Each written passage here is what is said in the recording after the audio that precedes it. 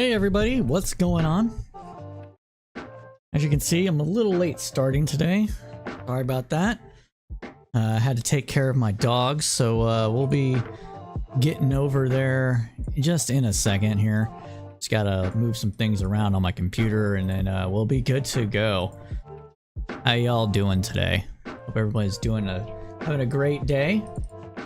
Hope everybody's having a productive week. I have been having a productive week. So yeah, we're doing good. Started playing Cyberpunk 2077 in earnest, finally. And I swear, you becoming an adult with responsibilities and a wife and all this other stuff, and it becomes, you run out of time to play games like you used to be able to. But playing it now. It's been having a good time. That's been part of what I've been doing this week. I've also been reading and prepping a bit and hanging out with friends. It's been a good time. It's been a good week. Hopefully y'all's weeks has been pretty cool as well. If you want subtitles, you can activate them. We got those fixed, so you can do it on Twitch directly. We don't have it on the screen here. Might do that, but I tend to think it actually gets in the way, and it's not as good as the CC sending it out directly to Twitch and YouTube directly. So why we don't have it on here. But if you need it, it's available again. So hopefully you guys can use it.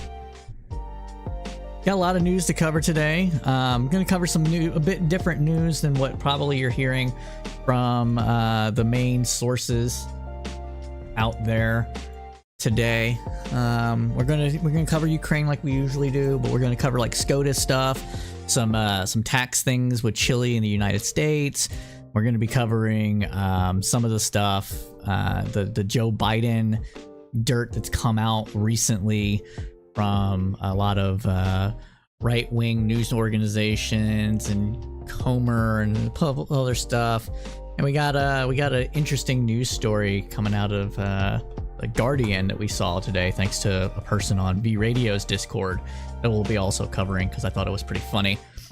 But yeah, but you know what? Enough dilly-dallying. Let's go ahead and get into it.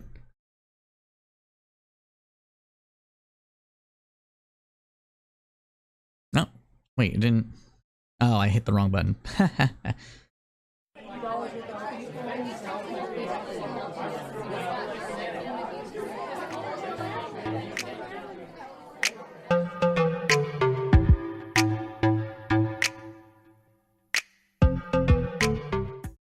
All right, everybody, welcome again to another episode of the Crowdsourced Politics News Roundup.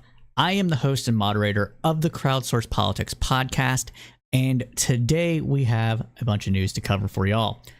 If this is your first time joining the program, welcome. We do this every Thursday starting at roughly 8 p.m. Eastern Standard Time, broadcasting live to Twitch and YouTube. We also want this to be a call-in show, so if you want to talk to us about any of the things that we're covering, share your thoughts and opinions on the stuff that we are talking about today, go ahead and jump into the Discord. I will be hanging out in my Discord's Hangout channel here, and yeah, just jump in. You know, just be a little courteous and wait for a break in the news show there. But yeah, just you know, do that sort of thing. We also do other podcasts. We do a foreign affairs and foreign policy focused podcast. We're starting back up in July called Cypher State, and hopefully we'll have a bunch of cool people on there for that program. Looking forward to that. We're also building out a library of actual podcast and video essays. The podcast version of the video essay will cover all the same things the video essay does, just in audio only format. So if you like to listen to radio while you're on the drive or in the gym, or just prefer an audio only medium so you can do other things around the house and stuff like that, we do our best to make that easy for y'all by releasing podcasts as well. So go ahead and check those out whenever they're published, and hopefully we will have that published by, let's look at the calendar here real quick, or maybe the 16th or so of July. Still working on it, still has some stuff that we want to cover on the new essay, but that's what we're shooting for. Said the first time here, this show, the tonight, that's the date we're shooting for. So I'm going to stick to it, and we're going to publish it by the 16th. So be sure to check out that.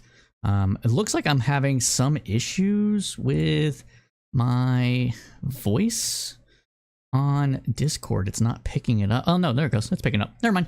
All right. So let's go ahead and get into it, starting up with, of course, Ukraine. And this is day 492 of Russia's illegal invasion of Ukraine. Let's get into it. So senior military officials report that Ukrainian forces are advancing slowly but surely on the front lines in the east and southeast of the country, as well as around the long-standing flashpoint of Bakhmut. Hey, glad for you to join us, RC. Ukraine's defense minister said Ukrainian forces have made certain gains that have not been made public and that the bulk of its troops reserves have yet to be deployed. He told the Financial Times that retaking small villages from Russian occupation in recent weeks were, quote, not the main event in that Kyiv has planned. Support for arming Ukraine among the U.S. public has been seen a sharp rise after the attempted mutiny in Russia by the Wagner mercenary group over the previous weekend. A 2-day poll carried out by Reuters Ipsos that concluded on Tuesday found that 65% of respondents backed arming Ukraine and approved of shipments, compared with just 46% in its May poll.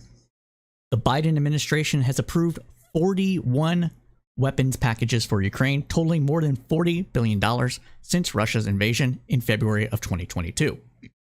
Now, it should be noted here that this includes the actual delivering of weapons and some cash. It's a mix of, direct cash and direct weapons here. So according to the latest poll, 81% of Democrats, 56% of Republicans, and 57% of independents favor supplying U.S. weapons to Ukraine. The survey also found that large majorities of Americans, 67% and 73%, are more likely to support a candidate in next year's presidential election who will continue military aid to Ukraine and one who backs the NATO alliance itself. A number of U.S. presidential candidates have expressed tepid support for Ukraine, including former President Donald Trump and Ron DeSantis, the Republican Party's front runners. Hey, KOE, glad for you to join us. Hopefully you like what you're hearing. NATO's chief, Jens Stoltenberg, has said that the alliance is ready to defend itself against the threat from Moscow or Minsk.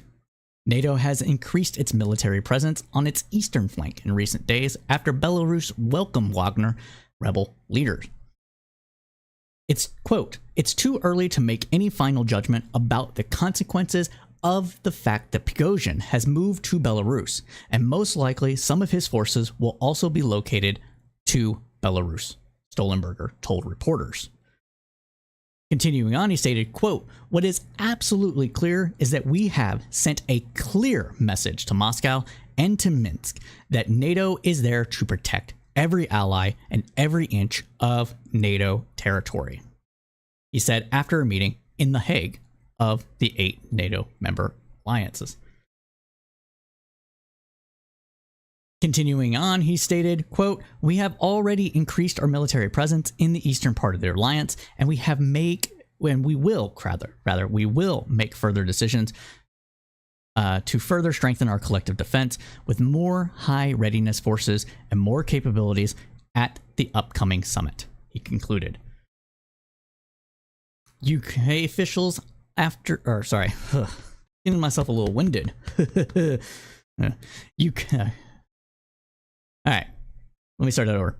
UK officials are coordinating with the EU over plans to seize the interest of billions of frozen Russian assets and send the proceeds to Ukraine, the UK's Europe Minister Leo Dortchery, I don't know if the R is silent, it's supposed to be there, has said. The transfer of the interest on frozen Russian assets is seen as one of the most legally viable routes to use Russian assets to help recovery of Ukraine. So let's get to some of the comments here before we continue on with the newscast. Let's see. So RC Armorshelt stated, quote, "Why did Wagner want to storm Moscow?" I am not entirely sure at this point. When it first happened, me, some of my friends, a couple of people to help work on this podcast, really saw Prigozhin as wanting to be like the de facto leader of Russia's military forces. And there had been ongoing disputes of munitions delivery to Wagner from Russian regular forces, as well as rumors of Russian regulars exposing Wagner positions to have the Ukrainians be able to more effectively counter those people, the Wagner group. Also, Wagner was kind of either lured into Bakhmut or was the only ones capable of taking Bakhmut. And when that happened, they lost a massive amount of forces, and the Russian regulars stayed out of that conflict. So it seemed to be that there was at the very least great schisms between Wagner on one hand and the Russian regular military on the other. I have stated on this program numerous times that I believe that every single person that is capable of leading Russia after Putin's death is simply waiting for him to die to take over and trying to get in his good graces currently in order to get his kind of nod either on his deathbed or prior to when he actually finally steps down and aside as being a leader. And so if Wagner is one of those, Prigozhin rather, is one of those people that are seen to be an heir apparent to Putin, then weakening him in this juncture in the war in Ukraine benefits everyone else because he's been effective on the battlefield. He's been effective at pursuing Moscow's interest across the entire globe, talking China, Africa, Eastern Europe, Southeast Asia, pretty much anywhere that Russia has allowed the Wagner forces to work as mercenaries on behalf of the Russian government. He's been able to do that. So I think that that's kind of why it happened. And ultimately, what it appears to me is that he was pissed off about it, and he wanted and he always said that the reason that Russia is losing the war in Ukraine is because of feckless military leadership from the regular forces. So he went to Moscow to basically straighten things up. He met with, during that 2 day, or one day, I don't know, however you want to like chop it up, exercise, he met with people from the GRU and the FSB. Two of the people that supposedly had ties to Wagner and were supportive of Wagner. It's possible that he was looking to just march out to Moscow entirely, but wanted to garner more oligarchical support to just finally like take over, and that didn't materialize after meeting with those two people.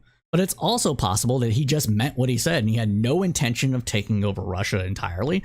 And it was just really a kind of a fuck you to Shogogi, I think is how you pronounce his name. The primary person he blames for the losses in Ukraine. So that's what happened. So yeah, it's a lot of fucking weird stuff going on there. There's a lot of people online speculating that this was like a way for Putin to like reposition military forces in Belarus and like reconfigure the whole thing, and that this was all like some 4D chess move. I don't think so. It is weird that Prigozhin took this deal, but there might be other reasons that he did, right? For example, I have been informed by people that Prigozhin has a daughter that he's really close with, and it's possible, not confirmed, but it's possible that the Russians, the Russian regular forces, had her basically as held as hostage, and so they basically used her as leverage to get him to withdraw. It's also possible, like I said, and this might be might be a little likely. Maybe it's like reserved, go to Belarus, just wait out the days, and then he'll get support from Belarus to take over Russia when Putin dies or whatever kind of thing. But he actually meant what he said when it was just, we got to get rid of the Russian regular military and get more in charge of the Ukrainian conflict. So that's where I'm at with this. I don't know exactly. I was hoping that he would just march on to Moscow and take the bitch over. It would have been funny. And I really thought that he was just like, if he didn't strike now, that he was going to die.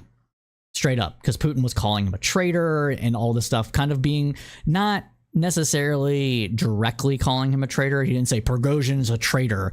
He said the people that are mutinying against me are traitors, basically is what he said. Kind of a little wonky there. But that hasn't materialized yet. So who knows? Maybe he dies in the next couple of weeks. I still think it's highly possible that he gets assassinated. Russia typically doesn't play games with this. But when we know, we'll be sure to let you know. Hopefully that answers your question, at least my opinion on it. Hey, maybe it is me. Good to see you. Let's see. So KOE Nation says, I'm guessing that Wagner will eventually be a factor in North Ukraine. Always expect the West has been faked out. Sun Tzu says all war is won by deception. Yeah. I mean, possibly, because there wasn't much death that happened with this, but it doesn't seem that way, especially since Wagner is being integrated into the regular Russian military forces at this juncture, and there's been images around Moscow of them taking down Wagner recruitment photos, posters, etc. So I don't think this is a 4D chess move. I don't think it was. I think it was Prigozhin being kind of a coward, possibly, or just not as gun-ho of taking over as people kind of thought when it started. But who knows? Like I said, we'll know when more information comes out. So, but that, my friends, that indeed concludes our segment on Ukraine.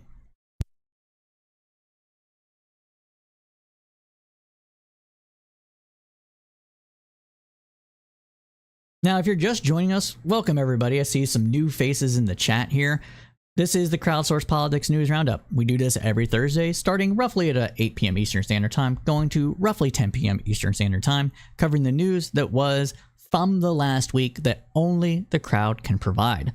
We also do other projects. We're putting together, We're putting together some good video essay content and podcast content again. And we also do Cypher State, which is a foreign affairs and foreign policy focused podcast.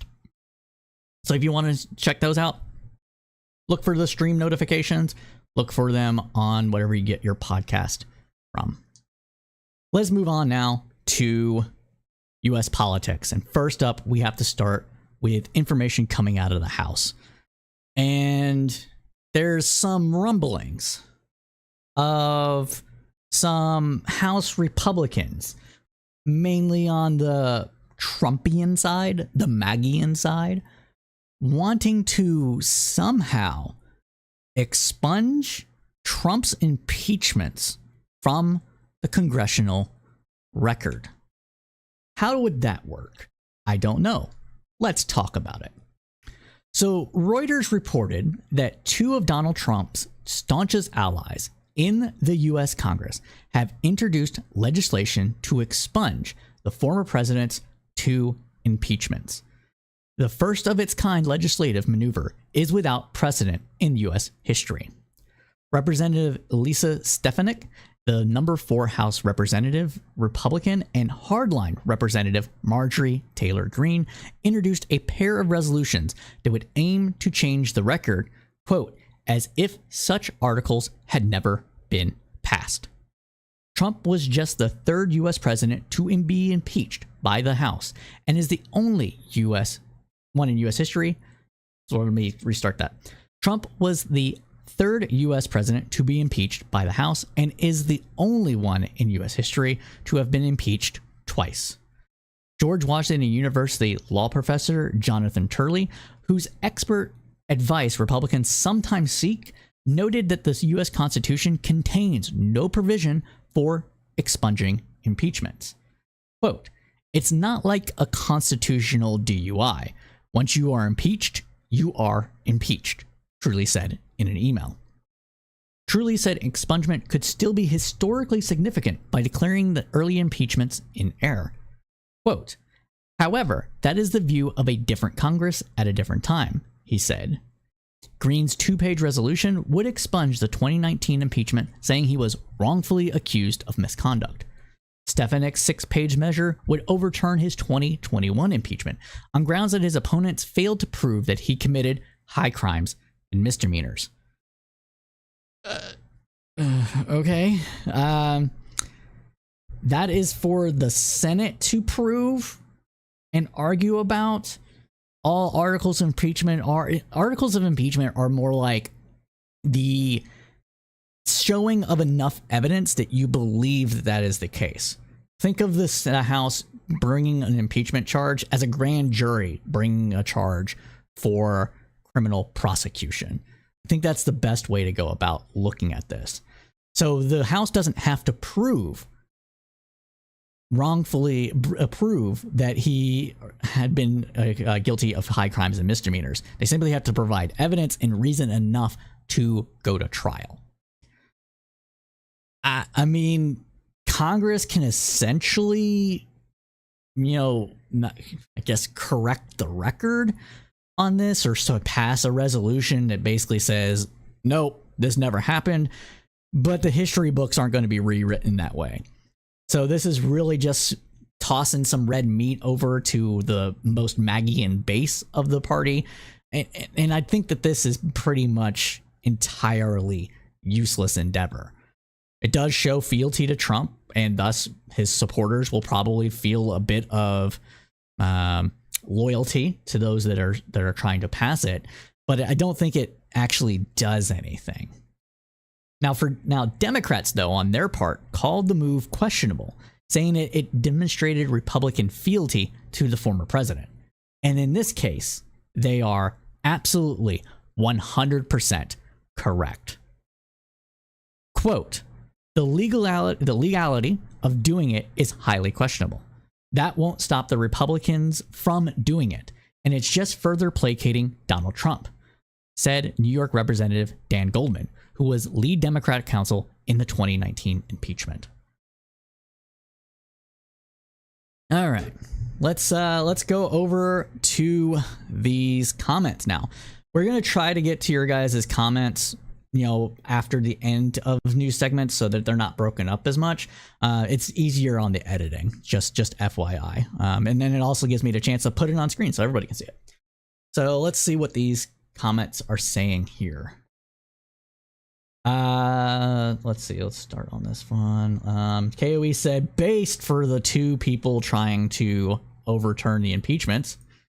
Maybe it isn't me. They are high. Most cons would not even vote to help Trump out. True. I believe you're 100% correct. That's why the Freedom Caucus is only roughly 30 members out of 217 or 204. I don't know how many Republicans are in there. Let's see. Undisputed impeachment. True, KOE. Donald Trump is the undisputed world impeachment champion. He beat 2 of them. We're ready to go 2 more after 2024 too. Yeah, well, the impeachment process, and I had a small little debate with somebody on this on Twitter earlier today. The impeachment process is entirely political. You're supposed to have a modicum of whatever the high crimes and misdemeanors says. And now I'm not the person that says it has to be illegal.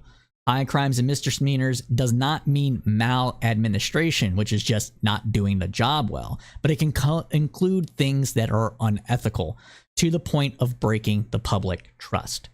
So if one believes that Trump is actually guilty of the things he's accused of in both impeachments, and I personally believe there is evidence suggesting that he is, a lot of it actually, then those would meet the bar of high crimes and misdemeanors.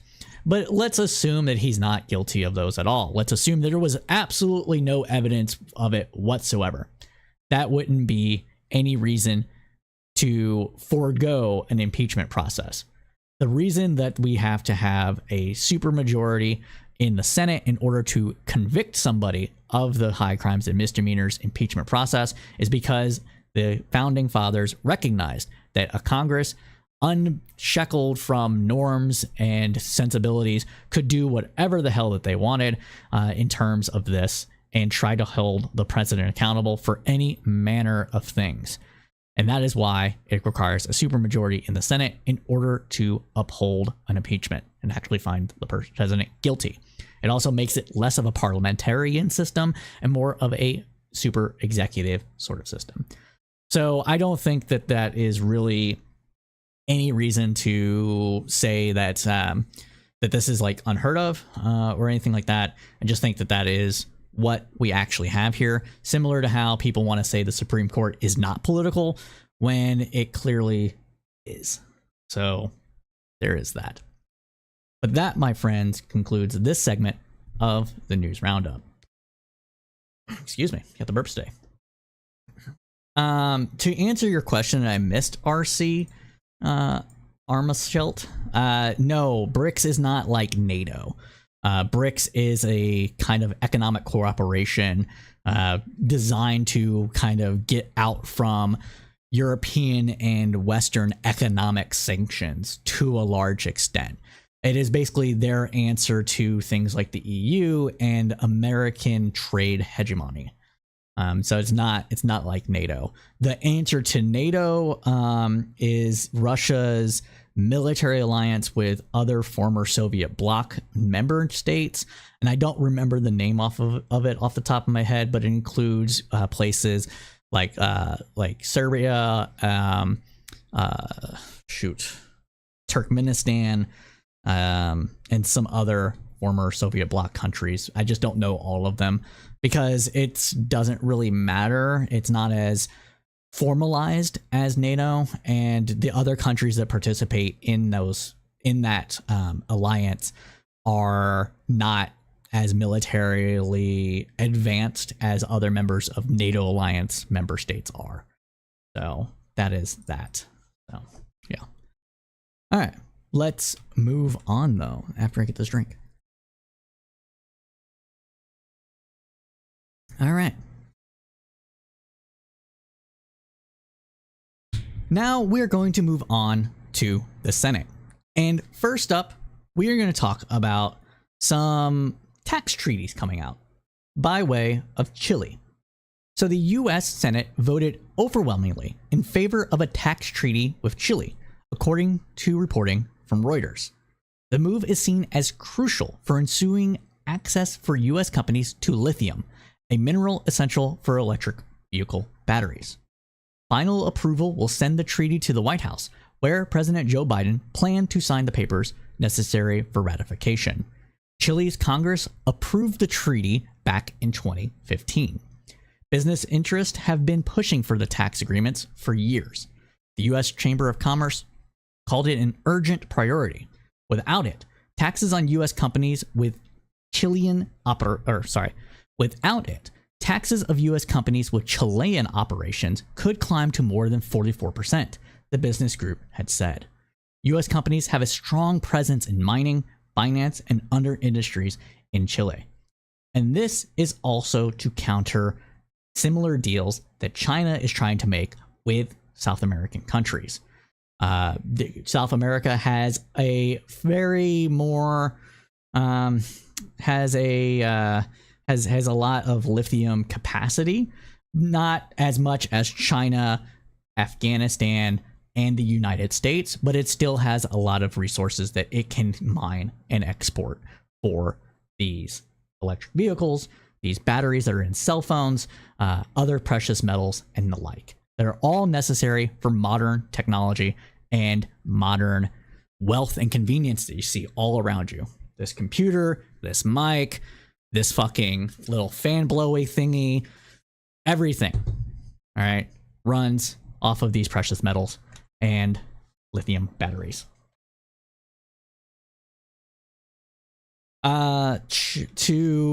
So I think that this is probably a good thing. To change boxes comment though, and I think this is a good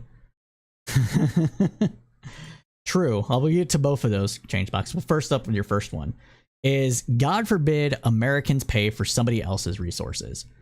So this tax agreement is more along the lines of it's more of like a trade agreement. It's saying that American companies that do business in Chile won't have to pay the similar taxes that that other foreign companies would have to pay in Chile for operating within Chile, and vice versa. It's also tariffs and that sort of thing. So it's not like this, we're trying to get out from paying for the resources per se. It's more of trying to allow these companies to operate in a foreign market without having to pay the foreign penalty. But to your other point, yes, this is a major problem with lithium batteries, is that we almost recycle none of it. Now, battery recycling technology is still fairly nascent. There are ways to do it, but it's an intensive industry, and it needs more direct government financing to make it either profitable or, if not profitable, at least sustainable, so they can operate in the black rather than the red. For now, it's expensive, so they tend to recycle larger lithium batteries, but the ones that are like in cell phones and stuff like that, it's too much of a cost to replace the cells in there and reuse some of the materials.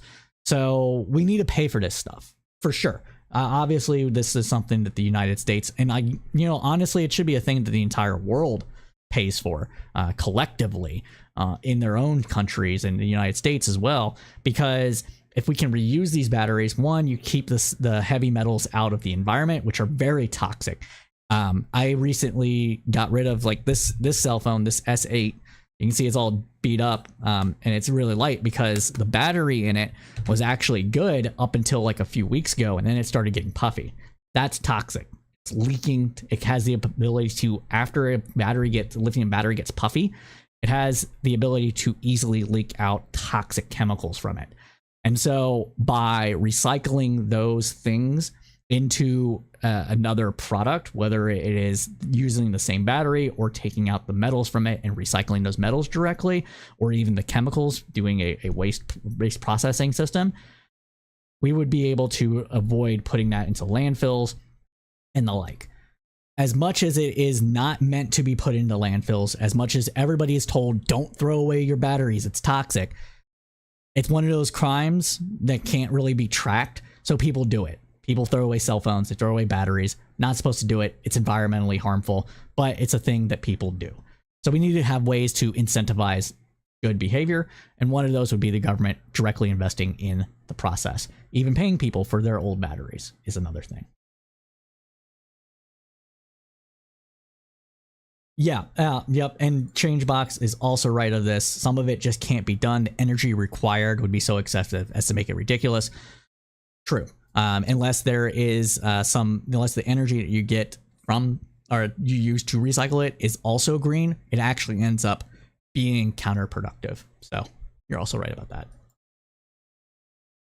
But yeah, that's a big thing. So hopefully that understood everything. Everybody understood that. And yeah, so that, my friends, concludes that segment of the news roundup.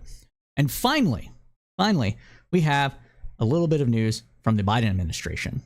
Now, this is just a quick little update we want to provide for y'all, because we're actually going to talk about this in length next week.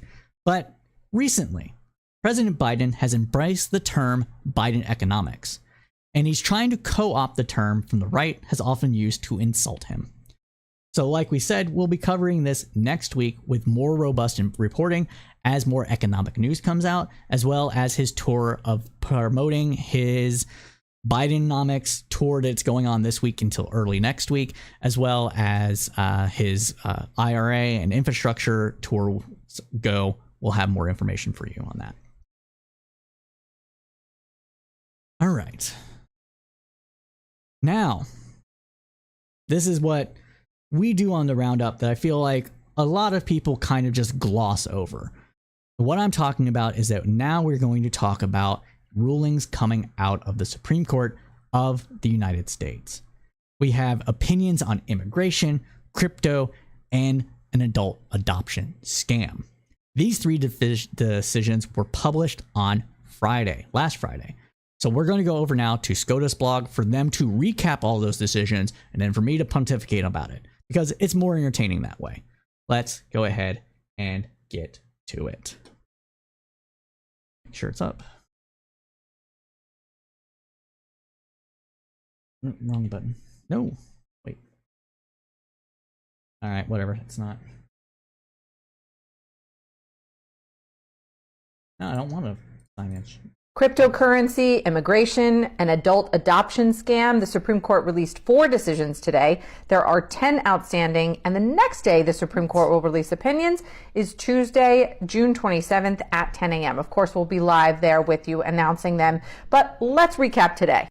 First, a win for the Biden administration on immigration. The court tossed what Justice Brett Kavanaugh called an extraordinarily unusual lawsuit by Republican-led states Texas and Louisiana. I'm actually not liking this right now because it's not letting me maximize it. So I'm going to zoom in here, y'all, and try to get more of it on screen. We usually can maximize this, but I guess they took it away on TikTok. Sorry about this. And also, I'm not showing up on camera. There we go. And then also professional's not showing up either. All right, we're just going to start that over for the cut because we do cut this for YouTube. Sorry about that. I know it's a little boring, but it is what it is. And I apologize. So let's do it. Cryptocurrency, immigration, and adult adoption scam. The Supreme Court released 4 decisions today. There are 10 outstanding, and the next day the Supreme Court will release opinions is Tuesday, June 27th at 10 a.m. Of course, we'll be live there with you announcing them, but let's recap today. First, a win for the Biden administration on immigration. The court tossed what Justice Brett Kavanaugh called an extraordinarily unusual lawsuit by Republican-led states Texas and Louisiana challenging a Biden administration policy on immigration. Biden's Department of Homeland Security issued guidelines for this policy that prioritizes the arrest and removal of certain non-citizens, those who are suspected terrorists or dangerous criminals, or those who have entered the country unlawfully recently. Yeah, so to kind of recap this, the reason why Republicans have brought forward this particular lawsuit was because they don't feel that Biden is enforcing border policy enough, immigration enough, and so they wanted him to enforce it in the way that they wanted. So they brought this lawsuit to be like, hey, we know you have limited resources, but you have to enforce all the laws, and therefore the easiest way to do that is to put an army on the border, essentially, is what they were getting at with this. I don't agree with that, and honestly, I don't think this court really, the states had really any standing to really sue. The immigration policies are in the purview of the executive and the federal government. So, And KOE, I'll get to your comment after this wraps up. Texas and Louisiana sued the Department of Homeland Security, arguing that that policy violates federal law, and really, they should be arresting more non-citizens. See? But today, the court stopped the lawsuit in its tracks, saying that the states didn't have standing to sue in the first place, meaning they couldn't show an injury that a favorable decision from the court would have redressed. Yeah, and the thing is like, I don't think even the injury is necessary here. I think it's just a separation of powers and a separation of the federal government from the state government. Federal governments the federal government is meant to enforce immigration. And even if Congress passes laws that other states believe should be followed to a T, that isn't in they don't have the standing to force the president to do so. Congress does through legislative authority. But if Congress refuses or it does not bring forth some sort of measure to like specifically enforce a law, then it falls to executive discretion as much as reasonable can be reasonably expected. Now, of course, Alito is going to be one of the ones to surprise dissent, but let's hear why he did. Justice Alito dissented. 2, a guy named... Okay, so didn't hear why. So the reason he dissented is because he's an immigration hawk. That's basically what it boils down to. So let's continue. Hellerman Hansen made about $2 million on a scam offering non-citizens a path to citizenship through adult adoption. He was charged with violating a law that prohibits encouraging or inducing illegal immigration. Don't worry, adults. You can get through the United States broken immigration system. All you have to do is lie about your age and have one of my associates adopt you from the country that you are in. 23? No problem. You're Filipino. You look young. We'll claim that you're 16. Oh my God, that is fucking hilarious. And he said that law violated his right to free speech. Today, the Supreme Court... No. Free speech doesn't give you the right to break the law and induce other people to commit crime. Are you fucking stupid? Agreed.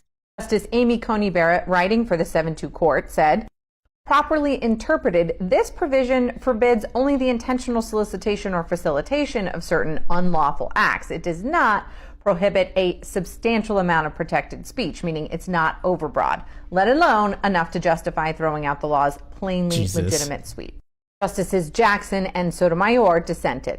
3, Abraham Bielski filed a class action lawsuit on behalf of Coinbase users against Coinbase, claiming that Coinbase failed to replace money in users' accounts that was fraudulently taken. What? I'm curious about this one. I hadn't heard this case before. Some of this stuff we live react to, some of the stuff that I actually know. I had Coinbase coins. I'm wondering what was this about. As is typical, the company moved to toss the class action lawsuit and compel arbitration. The district court denied that request and Coinbase appealed.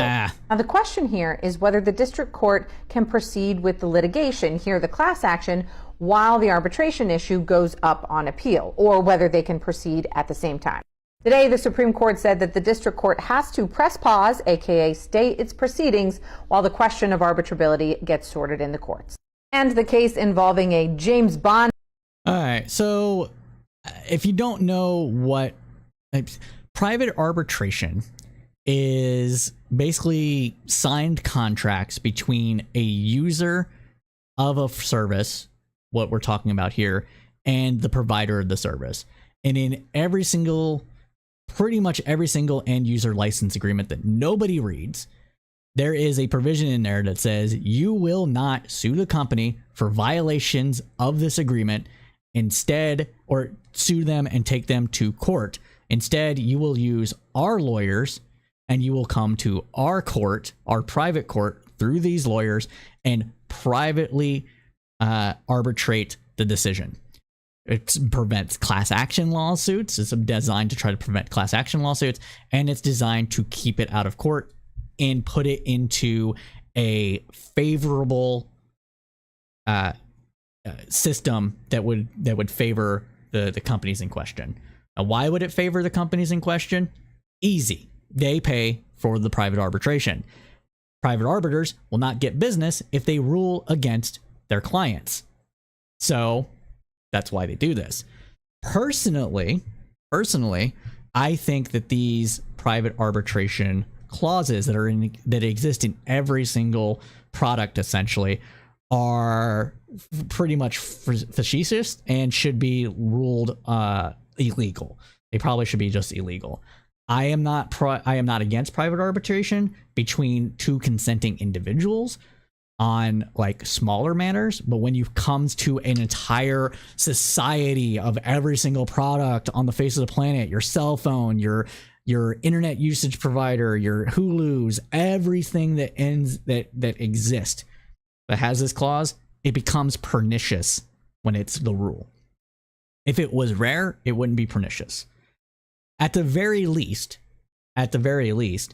maybe these things shouldn't be, if they're going to remain to be existing, then the benefit that the companies get out of them should not be as obvious. And what I blame that at is that it should be paid for not by the company directly from its profits and all that stuff, but maybe it should be like a consortium of private arbiters paid for by everybody, and they just kind of like, it's like a consortium of private arbitration that everybody pays for like $2 out of every contract or some bullshit, and that they try to actually rule more fairly than what is currently happening. Again, they benefit the companies that sign them because you and I are not their clients. Their clients are the companies, and they are the ones that are paying for them. So they have perverse incentives to rule favorably for the business against the consumer. So that's why I think they should be gone. But let's let this last case, we got more cases, but this last one just roll up before I get to the comments here. Type villain, according to the government, and a murder for hire scheme in the Philippines. We'll have to wait for a part 2. All right. So, to get to some of your questions and comments here, let me pull over here. So we have KOE saying, I've been seeing folks on the left call for packing the Supreme Court again after the latest decisions. That just comes across as sour grapes and being a sore loser. If you don't like it, vote. I actually agree. I am not for packing the court unless it can be done to create systemic change of the court. And by that, I mean constitutional amendments that will prevent Congress from playing fuck games in the future with court appointments and other things of that nature. That would be my use of the court packing scheme, is to be like, if you don't like it, then pass a constitutional amendment so I don't do it again and again and again. There's nothing preventing the president right now just submitting nominations to the court, to Congress, and slow things down, other than the fact that it is limited to 9, and so the Congress would just ignore it, right? But that's where it comes into play. So I actually agree with you. I think that the court is a political institution, and as such, it should not have lifetime appointments. It should not have reappointments either. It should be one and done of X number of years, but that's a separate discussion. I know Nikki, it's not limited to 9. It is by convention, and Congress can pass and create more seats as they see fit. I just mean that right now it is 9 by how they do it. And then to Changebox's point, a contract that takes longer to read than the lifetime of the product should be illegal. Facts. Facts on that one too. Now we do have more stuff on the court, and I'm hoping that this was in the right order. First Amendment free speech, Moore versus Harper. Yeah. So let us go over now to another SCOUTS blog, Roundup, and pontificate when we can. 3 decisions from the Supreme Court today, 7 more expected. We'll get more decisions on Thursday morning, June 29th at 10 a.m. Of the 7 remaining, 2 are student loans, 2 are affirmative action, 1 LGBTQ plus rights versus free speech, that's 303 Creative, 1 about a Christian postal worker who refuses to work on Sundays, and international application of trademark law. First up, the court rejected the independent state legislature theory. This case is... Whoop, whoop. Everybody should be happy about this. The independent legislative theory basically destroys the ability of the courts to rule on the constitutionality of state governments because reasons. The court took power back in fucking Mulberry versus Madison because it was a gap in the Constitution and the balance of powers. And Congress didn't try to do anything to amend the Constitution when it happened because they agreed with the court's decision. It was their intent. Full stop. So the freaking legislative fucking bullshit that they're trying to do here is full out wrong. And thanks for the follow, Messed Up Fairy. Appreciate it. But again, the legislature, supreme legislative theory is bonk. Let's let it continue. This is about how states run federal elections. Case comes out of North Carolina, where the state Supreme Court originally struck down the state legislature's map for congressional seats for partisan gerrymandering. Republicans argued that state legislatures effectively have unfettered power to make those calls under the Elections Clause of the Constitution. That this clause effectively means that state Supreme Courts cannot check state legislatures when, for example, there's partisan gerrymandering going on, because this clause means that state lawmakers have the final say. Today, the Supreme Court... Yeah, but state lawmakers have to follow their own state constitutions and their own state laws because nobody's above the law. So, and we have a federal system, and so we can't say that the Constitution's little clause here basically supersedes all state and local laws, even under the Supremacy Clause of the U.S. Constitution, because this is about how states pick their representatives, and that includes state laws and regulations. Court disagreed. Chief Justice John Roberts, writing for a 6-3 court, well, 6-2 on the merits and 6-3 on actually weighing in on the case, harkened all the way back to Marbury versus Madison and emphasized, boom, baby. That's what I'm talking about. The court's responsibility to review laws that are allegedly unconstitutional. And he did it to emphasize the important role that courts play as a check on legislative power. Ultimately rejecting this independent state legislature theory, we're going to have to go to part 2 to talk about. Sorry. 3 decisions from the Supreme Court today, My 7 bad. more. Come on. Chief Justice John Roberts. Sorry about that, everybody. I didn't know what that button did. Roberts, writing for a 6-3 court, well, weighing in on the case, the ability to review laws that are allegedly unconstitutional. And he did it to emphasize the important role that courts play as a check on legislative power. Ultimately Correct. rejecting this independent state legislature theory, they said the Elections Clause does not insulate state legislatures from the ordinary exercise of state judicial review. Boom. True. Everything right about that. You can't ignore your own state constitution and your state court's roles in interpreting your state constitution. 2, the court clarified the test that applies to true threats. That's speech that's not protected by the First Amendment and is, in fact, a crime. Billy Counterman was convicted of stalking in Colorado after... Now, this case is very interesting.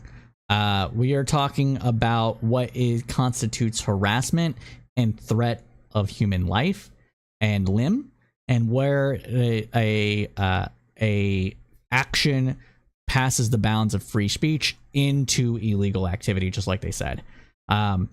This one, I don't know if I agree with the courts on. For sending hundreds of messages strange. to a musician whom he'd never met. Some of the messages were about harm coming to her, and she canceled some of her engagements, changed her habits, like never walking alone, and eventually left the state. The question was whether Colorado had to prove that Counterman had some subjective understanding of the nature of his messages, or if a reasonable person would consider those messages threatening.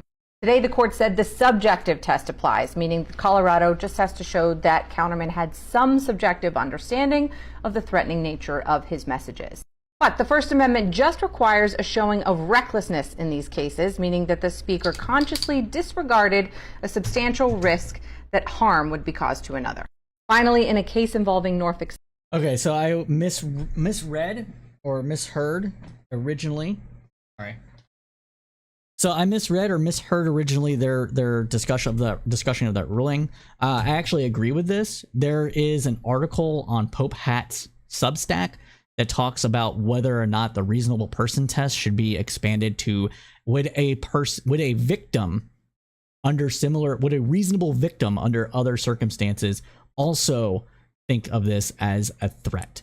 And the reason that Pope Hat, the lawyer on the blog on his Substack, said this is because a woman is more likely to interpret something as a threat, and a reasonable woman is also more likely to consider that to be a threat as well, because they have to deal with a somewhat different reality.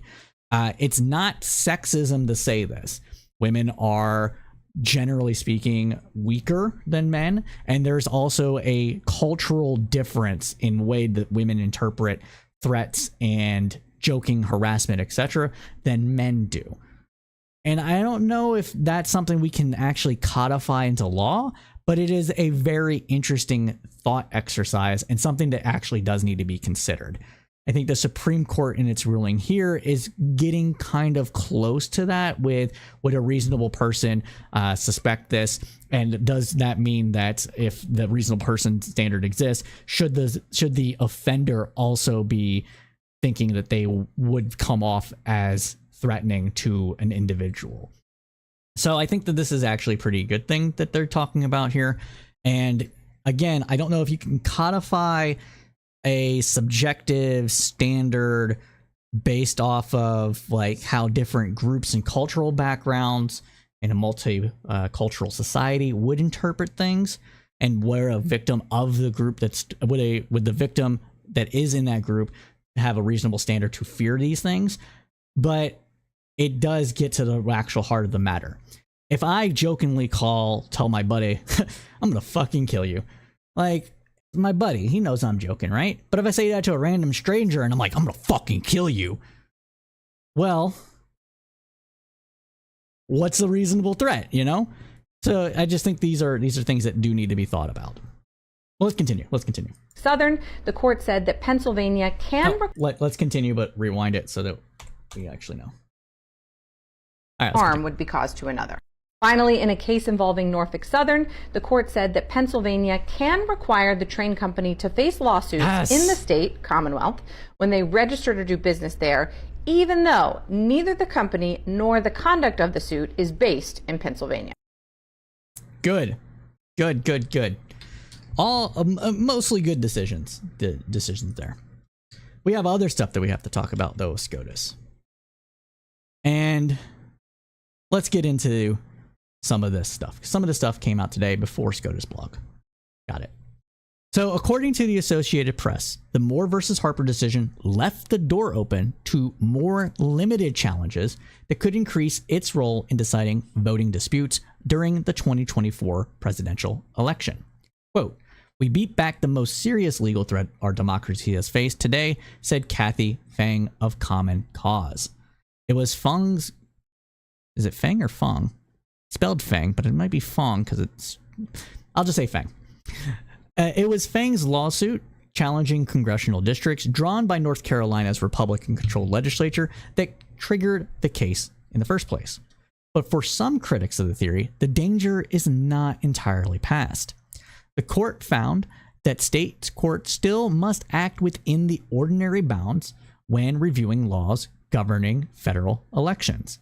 That gives another set of tools for those who lose election lawsuits in state courts to try to persuade federal judges to overturn those rulings.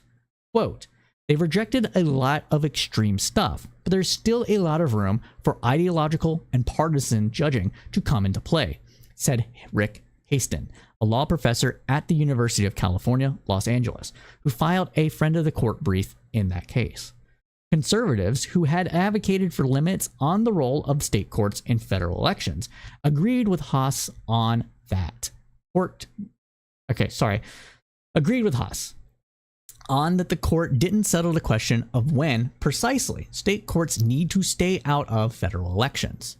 The issue may only get resolved in a last-minute challenge during the presidential election, they warned. Quote, "Unfortunately, it's going to be 2024 on the emergency docket," said a Republican attorney who filed a friend of the court brief urging the court to adopt a more limited version of the theory. Neil Catel, a former acting solicitor general who argued the case for voting rights groups at the Supreme Court, said the ruling is, quote, "a signal that this United States Supreme Court, with a solid 6 justices behind it, will resist attempts by state legislatures to mess with the integrity of the 2024 election." So some good stuff there, but there might also be some bad stuff in that ruling. The ruling was great. It's what we wanted. Everybody should have agreed with this. Conservatives, Trump Republicans, ultra-right wingers, lefties, liberals, moderates. Everyone should have agreed that this was the right call. However, that said, it didn't put the kibosh on these lawsuits entirely, which is what some other people wanted. Hence, 2024 is likely to be on the Supreme Court docket as well. Now, this one deserves its own segment in the clipping, so just clipped it, all right? There was another ruling that came out today from the Supreme Court, and that is the Supreme Court ruling against affirmative action. Let's get into it. This morning, the Supreme Court struck down affirmative action in college admissions, even for private institutions, undoing 40 years of legal precedent supporting considerations of race in college admissions. Let's get right into it. Affirmative action was first recognized in 1935 in the Wagner Act, a ruling that allowed workers to form and join unions. John F. Kennedy was the first president to link the term specifically with a policy meant to advance racial equity, according to the Smithsonian. John F. Kennedy was the first president to link the term specifically with a policy meant to advance racial equity, according to the Smithsonian magazine. In 1961, Kennedy issued an executive order. In 1961, Kennedy issued an executive order that established the President's Committee on Equal Employment Opportunity and required federal contractors to, quote, take affirmative action to ensure that applicants are employed and that employees are treated during employment without regard to their race, creed, color, or national origin.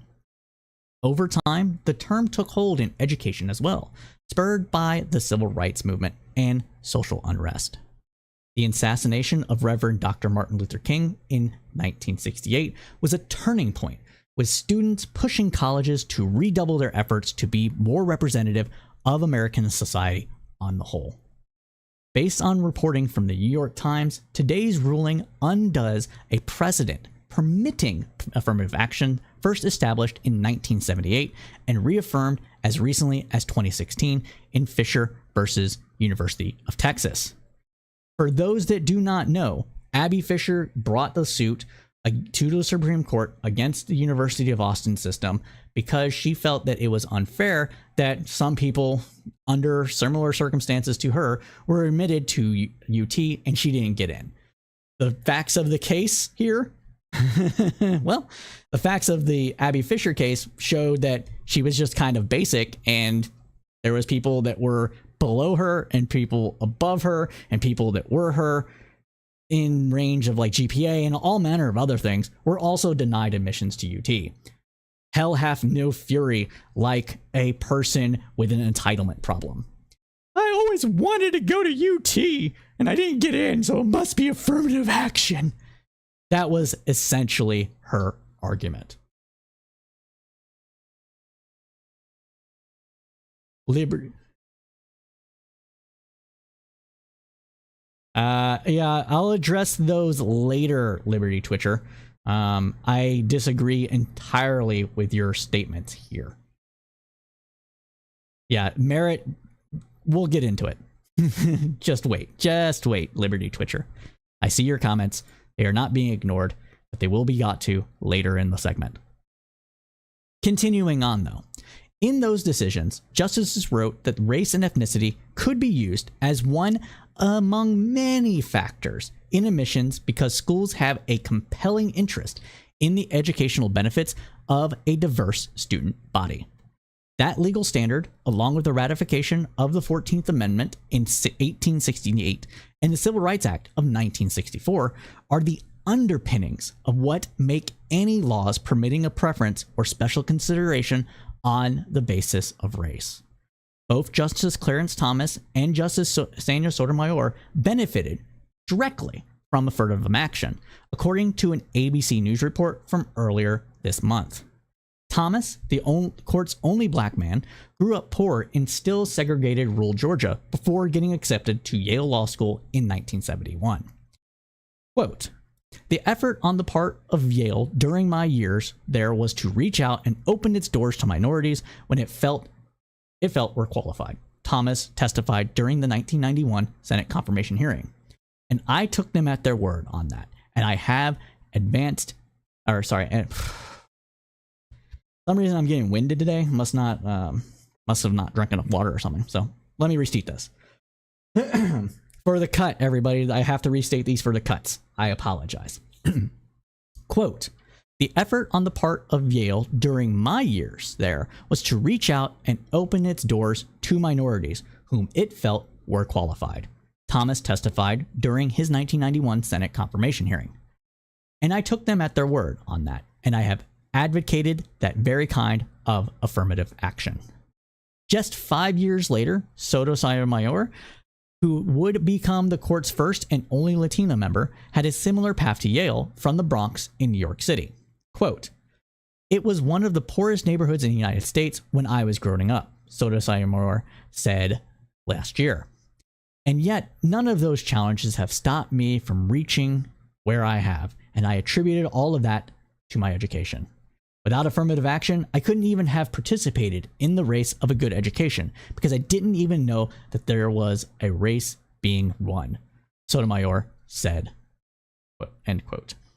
Looking back on his experience, Thomas now calls affirmative action paternalistic, criticizing it as this...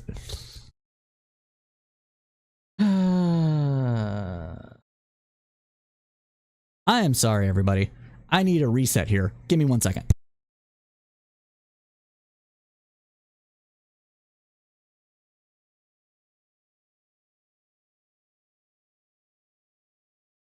I apologize, everybody. Today is not a good reading day for me. I see your comments, Cottonmouth. We will get to that at the end of the segment, because these are things I want to pontificate on anyways, but we want to cover facts first before we get to the opinion stuff. So please bear with me. All right, continuing on. Looking back on his experience, Thomas now calls affirmative action paternalistic, criticizing it in his dissents as a faddish theory that stigmatizes minorities, even if it extends an opportunity. Quote, one of the things that would happen when I was nominated to the court was that people would assume that I couldn't possibly be good as the white Yale graduates because I obviously went to Yale because of the color of my skin, he said in 2007. Thomas now insists that the program never should have been allowed to begin with. Quote, show me in the Constitution where you get a right to separate citizens based on race, he said in a 2020 documentary titled Created Equal. Continuing on, he stated, quote, what we've become comfortable with is thinking that there is some good discrimination and some bad discrimination. Well, who gets to determine that? Thomas said. One thing that we should note here is that this is a common refrain among a lot of black conservative people. And it is a common refrain between conservative, at one time at least, social studies and not social studies, I'm sorry, sociologist. Common refrain from conservative sociologist. Charles Murray is one of them. Murray also had the opinion that this created a bigotry of low expectation sort of thing with this. There might be some truth to that, but we're going to continue on. Cottonmouth, I see your comments. I will get to them later, I promise. Continuing on, though. Based on today's ruling, the SCOUTS does, at least as it pertains to legislated diversity in education. Justice Ketanji Brown Jackson blasted the court's decision, warning that its decision, quote, makes things worse, not better, for race relations. Jackson previously served on Harvard's Board of Overseers until last spring and agreed to recuse herself from the school's case during her confirmation hearing. Personally, if conservative justices are not going to recuse themselves, I don't think liberal justices are obligated to do it either.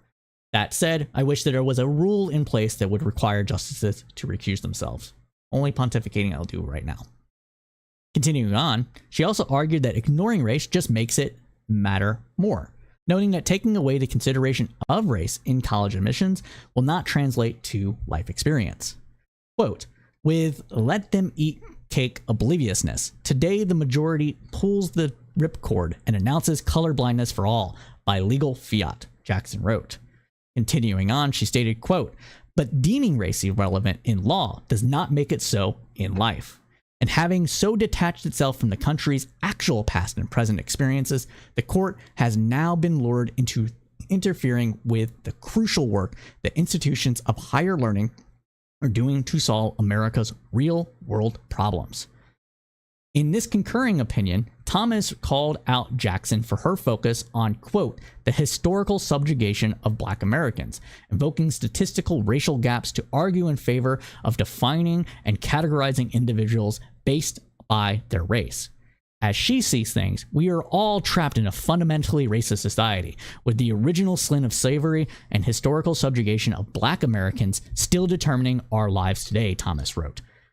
He ended with, quote, I strongly disagree. Now, in her dissent, Jackson pointed to a number of statistics that show that wealth and health disparities between white and Black Americans, arguing, quote, the point is this, given our history, the origins of persistent race-linked gaps should be no mystery. It has never been a deficiency of Black Americans' desire or ability to, in Frederick Douglass's words, stand on their own legs, Jackson wrote. But rather, it was always simply that Justice John Marshall Harlan recognized 140 years ago the persistent and pernicious denial of what had already been done in every state of the Union for the white race. End quote. There are risks in today's ruling that goes beyond preferences in college admissions, though, including in government programs that require a certain percentage of contracts to go to minority-owned businesses, scholarships and financial aid based on race or ethnicity, hiring practices at private companies aimed at recruiting underrepresented groups, race-specific outreach by social service agencies. Even hate crime laws could be in peril. The reason all of that is the case is because the Supreme Court creates precedent that it can then rely on in other cases. So if we say that racial affirmative action in college admission process is unconstitutional and racist, then other things that have similar backing will also be seen that way in the law by these same justices, opening the way for these lawsuits to come forward because this ruling itself gave them the green light.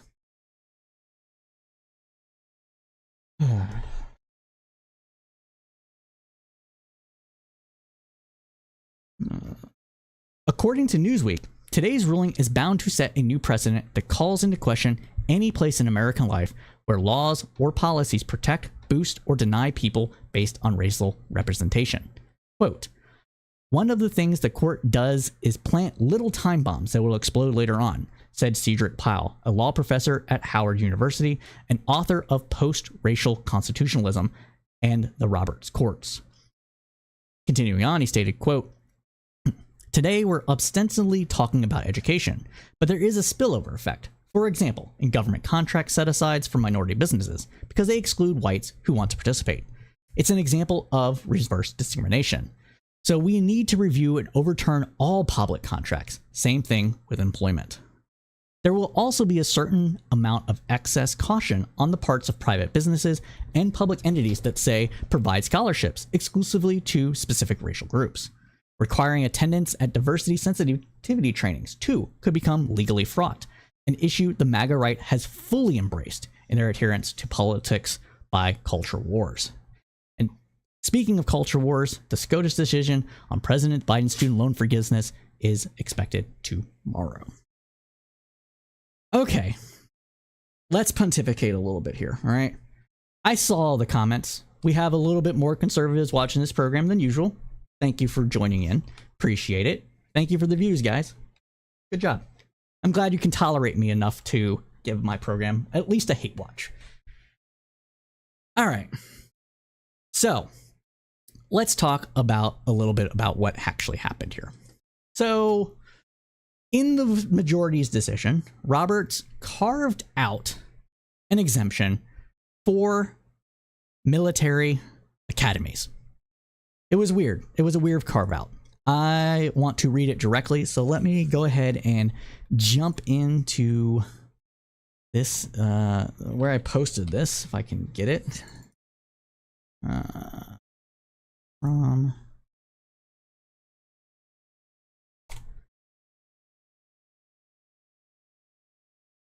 All right, I'm gonna have to scroll up. Let's see. What does this say here? Hold on, I gotta find it. I've got to find it. I've got to find it because the exemption is funny. I wish I had this saved elsewhere.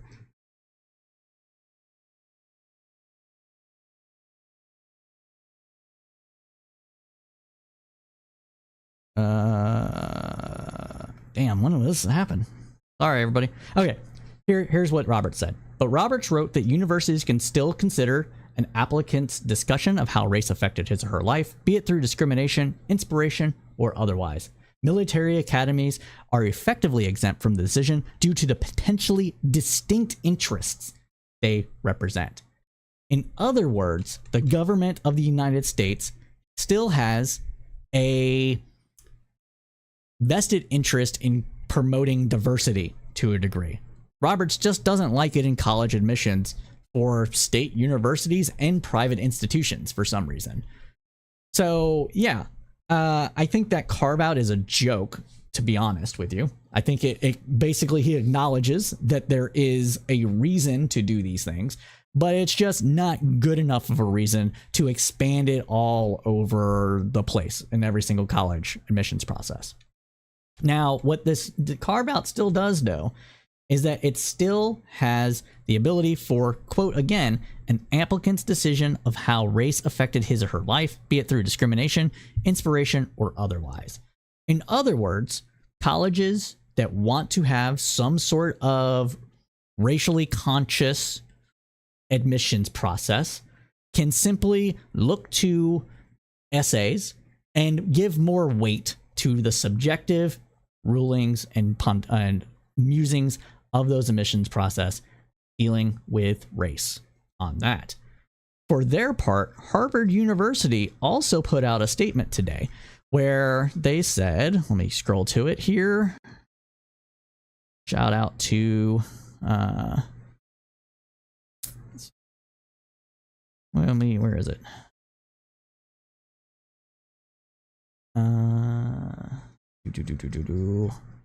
I can't find it, but basically Harvard, I don't need to find it. So Harvard essentially said that, hey, what the Supreme Court said is fine, and we'll be following the law, and it will not impact our admissions process much, if at all. So yeah, I don't, to be honest with you, I've said that I am not pro or against, I'm not for or against affirmative action. The way affirmative action has worked actually in practice has been, think of it this way. Say that you have a scoring system from 1 to 10, right? You have a scoring system from 1 to 10, and 10 being you're a perfect person and 1 being you're a horrible candidate for the school, okay? You have all manner of quote unquote objective merit stuff that goes into it. SAT scores, extracurricular activities you participated with in high school, the amount, how your GPA was, the kind of classes you took, if you had AP classes or not, things of that nature, right? Those are all in one bucket. In another bucket, you have subjective stuff. So you have the essays that are in that bucket. You have a person's socioeconomic background, which is allowed by the Supreme Court. It's not racial to focus on class distinctions, right? Legacy admissions are still legal. So it's not about merit. All right. But you have all these subjective things. And then you have a tiny portion of it being racial. And the way that is measured is, let's say there are 2 candidates that are essentially the same on paper. Essentially the same. There's not much difference between them, but you only have the 1 slot to fill. And so you could flip a coin, or you could look at racial demographics, because you want to have a diverse campus. So in that, you look at the racial demographics of your campus, who you've admitted so far, who you haven't admitted so far, and you give a little bit of an extra boost to the person that you believe would be bring more representation to your campus. So you give the candidate whatever 0.5 points and admit them over the similarly qualified person that is not of that demographic. Women, men, doesn't matter. Whatever you're trying to do, it's over, right? College admissions have been doing this recently, especially among higher elite institutions, not just the Ivies, but we're talking places that have that a lot of rich people went to, private schools, things that are that are not Ivy League elite, but still elite. Doing this with men a lot. They're getting lower qualified applications from men, but they still want a more or less gendered parity institution because they still think men and women go to college, they meet each other, they can fall in love. We can institute some sort of 50-50 demographics because we still have roughly 50-50 in racial and gender demographics, yada, yada, yada. So we're going to give more bonus points to men to get them into college. That's going to go away potentially because of this. But that's how the colleges actually work here. It's not a unqualified black person gets invited to go to Harvard simply because they applied and they needed to up some sort of quota. It's not how it works. You can look at whatever standards that exist and compare them out, and then you can see who applies and who doesn't, and then that can tell you how affirmative action might play. But it doesn't actually. All it shows you is an average GPA, an average SAT score of one racial demographic compared to another. It doesn't show you how many people of that racial demographic applied. It doesn't show you what the percentages of the racial demographic that applied were admitted. It doesn't show you how many people of the racial demographic falls within the quote unquote elite status versus how many that don't. It just shows you averages. So that's what we have here. That's why I wasn't against affirmative action, because it's not the way that it's done in practice, or at least was done in practice, wasn't actually racist. That said, I think we should actually move to an actual meritocratic system. But to do that, we have to define what merit is. And to me, merit doesn't just mean a GPA score and an SAT score. There is a lot more that goes into merit than those two things. For example, let's say you have two candidates, right? One candidate has an 1100 SAT score and a 3.6, or let's say a 3.7 GPA. Another candidate has a 1300 SAT score and a 3.2 GPA. The candidate with the higher GPA that had a lower SAT score and the candidate with the lower GPA but higher SAT score, basically, to me, are the same on paper, because you don't know why the person got lower grades. Maybe they had harder courses. Maybe they had a rough patch. Maybe their parents were going for a divorce, and so they flunked out a year essentially from high school. You don't know that just based on those scores. Perhaps that person with the higher SAT score is kind of just a dullard when it comes to class. They're bored, okay? Maybe the person with the lower SAT score and the higher GPA is actually just more driven to be successful than the person with the higher SAT score. Genius kid syndrome with the higher SAT score. No ambition, no drive whatsoever. Person with the higher GPA score has the ability to actually buckle down and study and actually make it, but they're not very good at taking tests. Maybe that person with the higher GPA score has more real life responsibilities as well, and they're able to balance their real life responsibilities with a course load. Maybe it's the other way around. Maybe the student with the higher SAT score has more real life obligations and therefore let education in the kind of systematic, institutional education, factory-driven thing, not able to balance it out as much as they need to because they have to work 20 hours a week to help provide money for their family to live on. Maybe they are taking care of siblings while their single mom or single dad goes to work every day. And so they're just not able to get all their homework done because they're juggling their siblings on top of their course load. How do you measure merit here? It is very hard.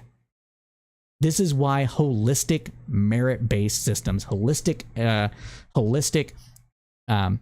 admissions processes are better at teasing out these kind of merit things than other just straight GPA and straight SAT scores or test scores. Okay. And it is quite possible that the colleges and universities were just lazy as fuck and just gave a little extra points to somebody because they weren't white. Okay. And that was why they did it, because they're just lazy and they wanted to do an easy way out. Now they can't do an easy way out, but it still doesn't mean that they won't have preferences in the admissions process with one, on the subjective stuff that happens over here, or two, the other stuff that people that focus exclusively on test scores and GPA don't want to measure for whatever reason. Personally, my hope is that we'll see a more meritocratic system come out of it with still being racially conscious, because people of diverse backgrounds have diverse experiences. They have a person that grew up in rural Alabama is not going to have the same life experience as a person that grew up in the upper echelons of New York. And these things should be considered in college admission process, because college isn't just about fostering a way for people to learn skills. It is also by creating a certain environment that fosters new ideas to come to fruition because of exposure to new ideas and thought processes. That is the magic of college. And that is what we should be focused on. So maybe that's what we'll see. Maybe that's what we'll see. I think NL gets it. So NL says, yeah, people expecting there to be no human input are impractical. There's always going to be some level of bias with who gets in and who doesn't. We should limit that as much as possible, as much as we practically can. Sorry, I misread that. Yes, I agree. But it's not to, like, this whole bigotry of low expectations that a lot of conservatives believe affirmative action creates really is just racist thinking that is looking for justification. It's not to say that the people that think that the bigotry of low expectation exist, or like, oh, you only got in because you're black, exists. It's not because it exists. And then the people that acknowledge that exists aren't themselves being racist. I don't mean to imply that. But people that are like, oh, you only got in because you're black, are being racist as the system was actually being administered, because that's not how it worked at all.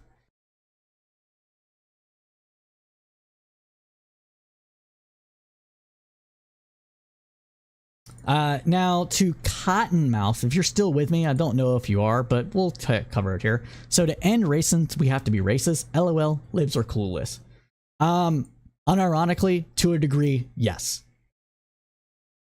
Because there's a good analogy here that a lot of liberals and lefties like to use, and it's the race analogy, or the lift up analogy, or whatever. So if you have a society that is built off of wealth and class privilege, and wealth and class privilege are intimately linked to racial differences, as the United States was, or is rather, because of its racist past, then in order to uplift a group to compensate for those wealth inequalities, you have to have some sort of actual action taking place to address those disparities. Now, there are going to be people on the left that say you can just do it based on class. Black people are more likely to be poor in the United States, so if you just target poverty, you're not doing it in a race-conscious way, but you're gonna help a lot of black people out. And there is truth to that. I'm not going to deny that. But if you have a focus on justice, on systemic justice, on social justice, as a lot of liberals and progressives do, then you have to actually address the particular issues that exist with race. and that might require some, quote, affirmative action. But that, my friends, I think concludes this segment of the News Roundup. I think that was good. Now, if you want to see us cover anything on the news, you want to talk to us, or you want to participate on any of our programs, whatever the case may be, there are numerous ways to get a hold of us. First, you can join our Discord. Link above or below, depending on where you're viewing this at and when you're viewing it. Join the Discord, agree to the rules. We're going to be having events, contests, etc. on the Discord as more people join. So it's a good time. All right. You can also hit me up on Twitter. I still use Twitter at crowdsourcedpoll. And if you do Mastodon, you can hit me up at CSP Cypher at federated.press. And we also still run a Facebook group at Facebook/groups/the Tribune, or Tribune Commons, not the Tribune Commons. So those are the ways you can get a hold of us for participating in this program or any of our other programs. Those are the easiest way to do it. Discord I spend my most time on, so you can join the Discord, find me, PM me, and that's where you can find us at. A lot of people that are watching tonight probably are from Discord, just in general. Not necessarily mine, but people I've interacted with. So it's the easiest way to get a hold of me. All right. Let me stretch a little bit. Back. There we go. All right. All right. Why was I doing all those back cracking and stuff? Because this next segment is bound to piss some people off. This is where we're going to get partisan a little bit, a little more than maybe usual here. And what are we talking about? We are talking about the fact that some people, the MAGAs of the world, are still hunting for the ever elusive dirt on Joe Biden. Let's go ahead and get into it. So the MAGA wing of Congress will apparently stop at nothing to try to dirty up President Biden. They could be touting their platform and policies if they had anything besides doing the bidding of the former president. In the House, they could be passing bills that positively impact the lives of their constituents, as they promised to do during their 2022 election campaigns. But no, the MAGA wing is focused on revenge politics. Well, that and political theater performed for an audience of one. Let's jump in. As we've previously reported on the Roundup, it's important to make clear that the allegations these hardliners are focused on first surfaced when Trump was president.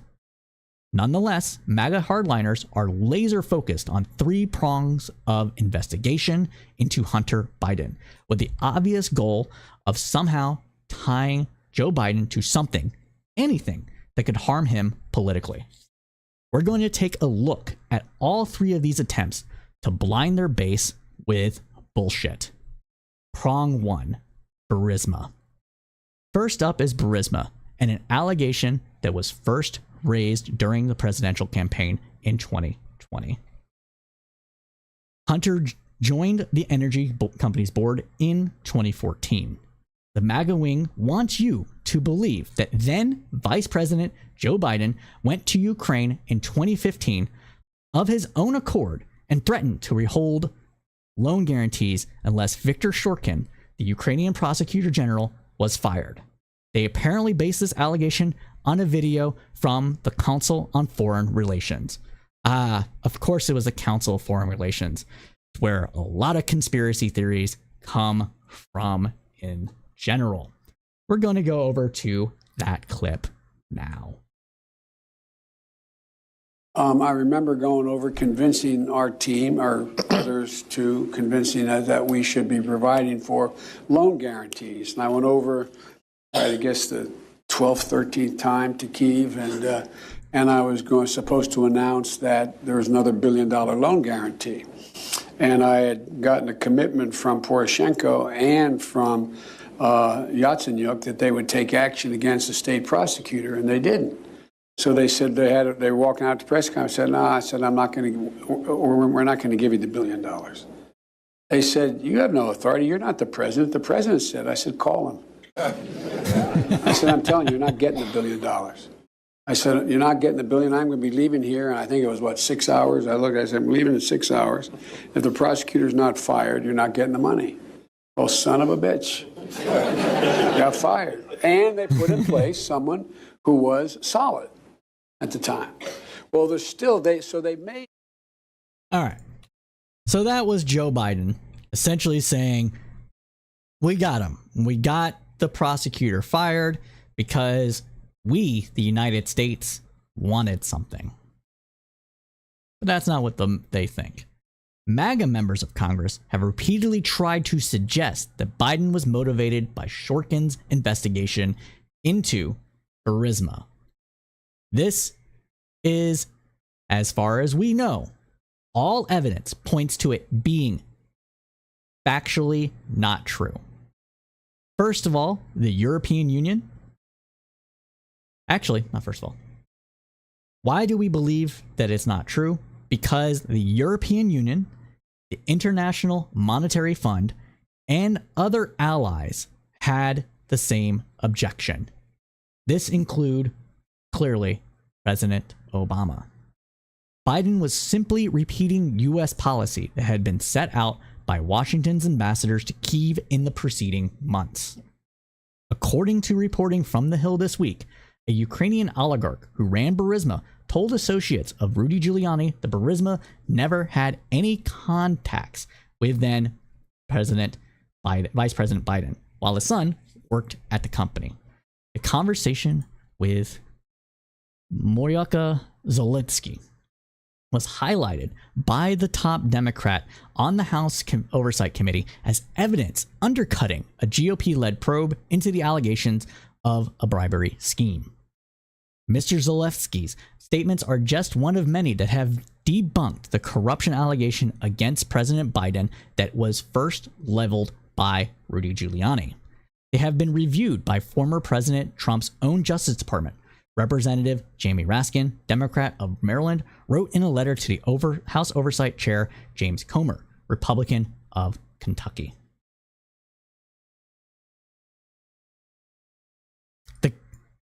This is like, even maybe it isn't me.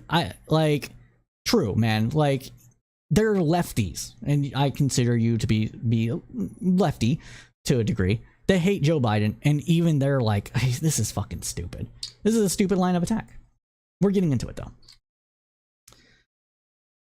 Under the Trump... So let's continue on.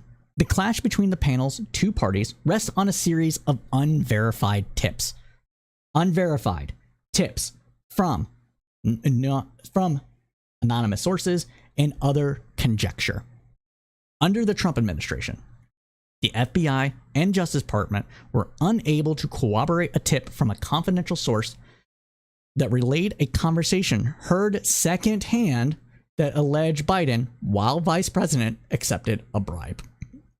Comer has based much of his investigation on this tip, memorialized in an FD 1023 form used by the FBI to document such interactions.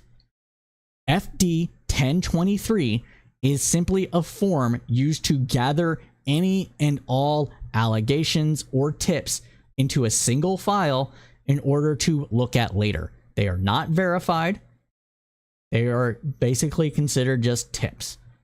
They are not evidence of anything other than the FBI trying to do its job and conduct due diligence. Continuing on, Raskin's letter resurfaces a conversation with Zelensky, one arranged through a series of Giuliani associates, in which the oligarch speaks of his decision to hire Hunter Biden. Quote, "No one from Burisma ever had any contacts with VP Biden or people working for him during Hunter Biden's engagement," Zelensky says in the exchange. The conversation was turned over to Giuliani by Lev Parnas, a Ukrainian who was later convicted of making illegal campaign contributions to former President Trump.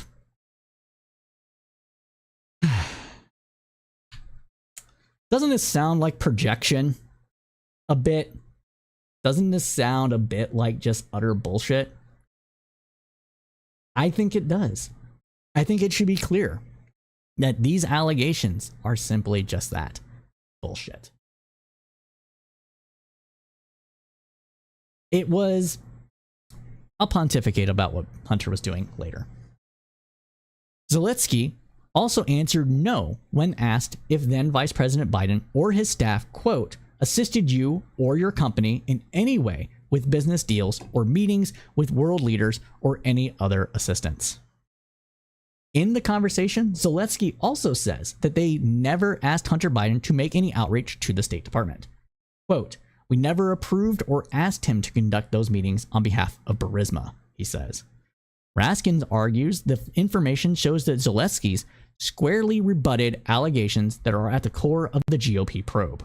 Quote, despite being interviewed as part of a campaign by Mr. Giuliani and his proxies in 2019 and 2020 to procure damaging information about the Bidens, Mr. Zelensky explicitly and unequivocally denied those allegations.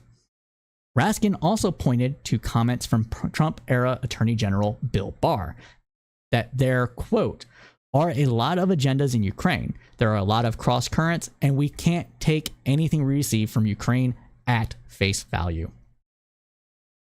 If Republicans or people in general are going to say that Ukraine is one of the most corrupt places on the planet, why would you hang your hat on an oligarch accusing a political opponent in the United States that also is trying to lobby the current president for stuff? That doesn't sound weird to you? Is that just me? Okay. Continuing on, there's no evidence that Hunter was ever under investigation or that Joe Biden pressured the Ukrainian government on his son's behalf. Hunter Biden resigned from the company in April of 2019. He was being paid while Trump was president. He was on the board while Trump was president. So this was all about Biden? Okay. And he resigned when his father began his presidential campaign. Now, I said I was going to pontificate. We have more to cover, so let's do this quickly. There is general surface level corruption that happens in the United States and every other government on the face of the planet. And that general level of corruption is basic lobbying. Hunter Biden was hired by Burisma because they thought that the soft peddling of influence, basically, if I hire the vice president's son, maybe the vice president will take a look at what I'm doing and give me a pass on it. After all, I'm paying his son millions of dollars. Hunter Biden is also a trained lawyer in and had experience with some of the issues that Burisma was trying to do within the United States. So they got a 2-for-1 by hiring Hunter. They got a vice president's son on payroll, which might curry favor, and they got some lobbying expertise to go along with it. That is the level of corruption that existed that we can prove here. Everything else is conjecture or straight up made up bullshit. Speaking of made up bullshit, let's continue on to the next part. John Solomon is back to his lying ways. Why are we going to go with this? Well, it should be obvious here. It should be obvious. Why? And the reason... Oh no. Shoot, I gotta get it up. For whatever reason, it's no longer up on my Twitter. Alright, there it is. Alright, so why are we saying that John Solomon's back to his lying ways? Well, because he has been making the rounds again on super conservative media. Let's listen to this. And we're going to start... let's see, we're going to skip the bullshit and start We're gonna start about 1 minute in. Oh, come on. Oh, it's loading again. Sorry about this. Seriously? Don't you hate technology sometimes? I hate technology sometimes. There we go. We're gonna start right here. All right, let's get into it. I don't even know where to begin, John. Well, I'll tell a story. I've never told this story before. Only my editors at the Hill knew this back in 2019. I early on got some documents for the Hunter Biden laptop. By the way, before it was turned over for the FBI, there had been some documents that law enforcement had gotten through other means. And one of those documents got leaked to me, and it had a cell phone number that Hunter Biden was paid for. So I figured, oh, this is my chance. Maybe I can. I've been trying to get fair comment from Hunter Biden, so I'm going to call the cell phone. So I called the cell phone, and guess who picked up the phone? Oh boy, Joe Biden. Joe Biden. What? Boy, was he shocked when he got when he picked up the phone and found out it was me. He hung up pretty quickly. Sure. But it was the first idea, and later when the laptop came out, we were able to prove that there were these cell phone bills that were being paid for. That certainly the laptop evidence suggested maybe were Joe Biden's cell phones, but it was a shocker. I remember going into my editor saying, "Wow, hey, guess who I just reached?" Like, "Oh, I got Joe Biden. I had to get his phone." I called Hunter's phone and he picked up. This was in the summer of 2019, and so. Right. Now, I'm being a little flippant here, obviously, but there's always a reason for my flippantness. Let's go ahead and get into it. Before we move on to Romania, here's some background about John Solomon that came to light in early 2020. Solomon was previously an opinion columnist at The Hill. After he left the publication, it conducted a review of his work. According to an article in the Washington Post in February of 2020, the review was lengthy and damning.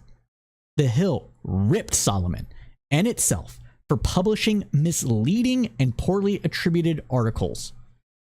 They were lies that asserted corruption by Joe Biden. Lies in his dealings with Ukraine during his time as vice president.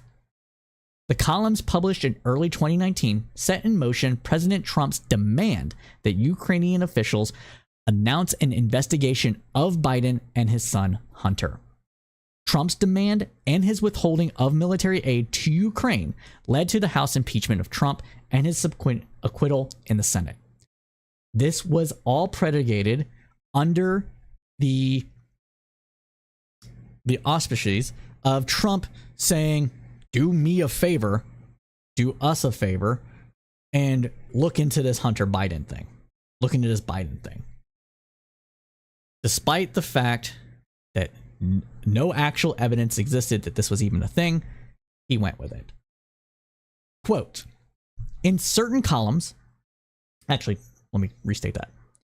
Continuing on from investigation from The Hill, quote, in certain columns, Solomon failed to identify important details about key Ukrainian sources, including the fact that they had been indicated or were under investigation themselves, said the internal investigation. Continuing on, in other cases, the sources were Solomon's own attorneys. His own attorneys? We're supposed to believe that? Who had represented Donald Trump and Rudy Giuliani, who is also a key source for Solomon's columns. Rudy Giuliani. Yeah. So this is what they're hanging their hat on. Philip T. from YouTube says, seems pretty unlikely. I fully agree. Now let us move over to prong 2, and that is Romania. The allegations concerning Romania were covered in October of 2019 in an article from NBC News. In the final year of the Obama administration, an American lawyer traveled to Romania to meet with businessmen accused of orchestrating a corrupt land deal. The businessman was Gabriel Propovich, a wealthy Romanian real estate tycoon. The lawyer brought to advise him was Hunter Biden, the son of then Vice President Joe Biden. Hunter Biden's work for Popovich in 2016 went unreported at the time, but Joe Biden's involvement in Romania was very much public. The vice president was among the leading voices pushing the government to crack down on corruption. There's no evidence that Hunter or his father acted improperly or violated any laws. But the arrangement, government experts say, raises concern that Let me restate that. But the arrangement, government ethics experts say, raises concerns that Hunter Biden was used as a prop in Popovich's effort to dodge criminal prosecution. Romanian prosecutors initially declined to investigate, citing a lack of evidence. But in July 2008, the country's National Anti-Corruption Protection Service took over the case. 2 months later, Popovich was hit with a bribery charge. He was convicted in 2016, but launched an appeal. His assembled a high-profile legal team to fight the conviction, which included former FBI Director Louis Freeh. At the time he was brought in, Hunter Biden was performing work for the law firm Boies, Schiller, and Flexner Limited Liability Partnership, where he was of counsel. Vice President Biden's visit to Romania in 2014 and delivered a forceful speech against graft. Corruption is a cancer that eats away at its citizens' faith in democracy, he said. Corruption is just another form of tyranny. All true. Based Biden. Go Biden. The Romanian real estate tycoon bid to overturn his conviction ultimately failed. He was sentenced to 7 years in prison in August of 2017, according to a press release from Freeh's firm. Freeh continued working on behalf of Popovich. In 2018, he tapped his longtime friend Rudy Giuliani to assist in his Romanian work. Wow. Okay. So we have Hunter Biden being hired for what might amount to soft influence peddling that didn't work out in his favor. Biden actually went to Romania and told Romania, get to work on anti-corruption. And so the conviction was upheld. Well, those two might not necessarily be linked, but you get the point. And then Julie comes sweeping in, Giuliani comes. And then suddenly we hear about Hunter Biden's participation in this. Curious, is it not? Giuliani's hiring created what appears, in hindsight, a strange bedfellows agreement. Giuliani, who has been the loudest critic of Hunter Biden's work in Ukraine, was working on the same side as the younger Biden in Romania. In August of 2018, Giuliani wrote a letter to Romanian president and prime minister, criticizing the country's recent efforts to rein in corruption as overly aggressive. This is the man that went after low-level crime in a very aggressive manner, saying, whoa, this corruption investigations in Romania, they're being a little too aggressive, guys. We can't have that. How will you function as a country if you go after these criminals too aggressively while being paid to do it? While everybody knows that you are the president's confidant. Yeah. But meanwhile, Vice President Biden is like, fuck you, corrupt bureaucratic piss holes. Take this corruption now. Tackle it now. Yeah. Okay. Not only that, though, Giuliani's position counterdicted the U.S. stance on anti-corruption efforts in Romania as well. Robert Weissman, president of Public Citizen, a nonprofit government watchdog group, said that, quote, it's hard to avoid the conclusion that Hunter Biden secured his overseas positions because of his name. True, soft influence peddling is a form of corruption. But that said, it is not illegal. Also, it is soft, and there's no evidence that we've seen so far that it actually influenced U.S. policy. Meanwhile, Giuliani as confident of the president, is doing what the guy wants. Now, we'd be hard-pressed to find relatives of prominent politicians and former presidents and vice presidents who did not, at some point, trade on their family name. This is a systemic problem. It is one that should be addressed. But it is not illegal, and the evidence that we have so far contradicts the Republican narrative. Last up, though, we have prong 3, China. Y'all still with me? I hope you are. Let's get to it. This allegation dates all the way back to 2013, and the following is based on reporting from NBC News in October of 2019. So after weeks of allegations of corruption against then candidate Joe Biden, Trump turned his focus to China. Quote, China should start an investigation into the Bidens, because what happened in China is just about as bad as what happened in Ukraine, according to Trump at the time. But much like the president's Ukraine conspiracy theory, the serious accusation that Trump and his allies have leveled against the Bidens with regard to China remain unsupported. Hunter Biden was, quote, getting billions of dollars. You know what they call that? They call that a payoff, Trump said, reiterating a claim that Biden's son somehow benefited from a 2013 trip to China with his father. The New Yorker traced the details of Hunter Biden's business dealings from launching his own consulting firm in 2008 to talks in 2012 with a Chinese private equity investor, Jonathan Lee, about launching a fund backed by Chinese capital. Chinese capital, not Chinese government. The venture, BHR Partners, was formed a year later in 2013. The company earned investments from state-controlled Chinese financial institutions. But throughout this period, Hunter worked as an unpaid board member. After his father left office, Hunter bought a 10% share in the company in 2017 for roughly $420,000. Much of the criticism centered around Hunter's presence on an official trip the vice president took to China, where Trump claimed Hunter got a payoff. In December of 2013, then Vice President Biden went to Beijing to meet with President Xi Jinping, bringing along one of his grandchildren, this time Hunter's daughter, Finnegan, as he often did on international trips. Hunter joined them on the trip, flying on Air Force 2. During the week-long trip, Hunter met with Lee, his BHR partner, in which they have both discussed as a social visit. The New Yorker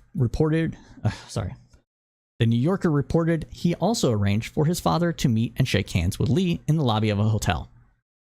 How do I go to Beijing, halfway around the world, and not see them for a cup of coffee? Hunter told the magazine. Honestly, it just sounds like he used a free trip. He used a free flight. And again, soft influence peddling. That handshake probably did him a lot of good to get in the good graces of Lee in the first place. But again, just like everything else, there isn't any evidence connecting Joe Biden to any of this. A Chinese business license was issued by Shanghai authorities days after the trip, officially creating the fund in 2013. While the timing does raise eyebrows, Hunter Biden wasn't an owner of the company until 2017 and was never paid for serving on the board. Clearly, all these long debunked allegations are based on nothing but the willingness of MAGA members of Congress to say anything in hopes of staying in the good graces of Donald Trump and hopefully bringing enough shit on the wall that something sticks and doesn't slide and smear, but slides actually and smears all over Joe Biden. The allegations are sure to continue, and the MAGA base will continue to believe whatever they're told. But the Roundup will continue to go behind the headlines where facts live and clickbait dies. And that, my friends, ends this segment of the Roundup. Nikki, we're going to cover the furry thing next week because I have to go. If you're still watching, so we'll get that to next week. Now, for people that may not be aware, we at the News Roundup like to close out our segment, our news, our stream with some news of the weird. And this week is kind of strange in a creepy sort of way, as well as scary. Let's get into it. First up, we have news from Sky News that reported a wake in Ecuador took an unexpected turn when a woman who had been declared dead started knocking on her coffin to reveal she was still very much alive. Whoa, scary stuff. Bella Montoya, a 76-year-old former nurse, was lifted out of her coffin and rushed back to the hospital after the unfinished funeral on Friday. Her relieved but shocked son, Gilbert Barbera, said, quote, "It gave us all a fright." He added, "There were about 20 of us there. After about 5 hours of the wake, the coffin started to make sounds. My mom was wrapped in sheets and hitting the coffin, and when we approached, we could see that she was breathing heavily." Mr. Barbera said that his mother was unconscious when she was brought to the emergency room and that a doctor informed him a few hours later that she was dead. The doctor then handed over identifying documents and a death certificate. Montoya later passed, this time for good. That is scary stuff. That woman had unfinished business that she had to take care of before finally kicking the bucket and going off to a better place.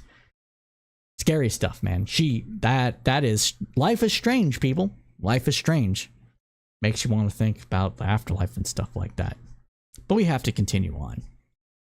And next up for our news of the weird is some cars taking flight.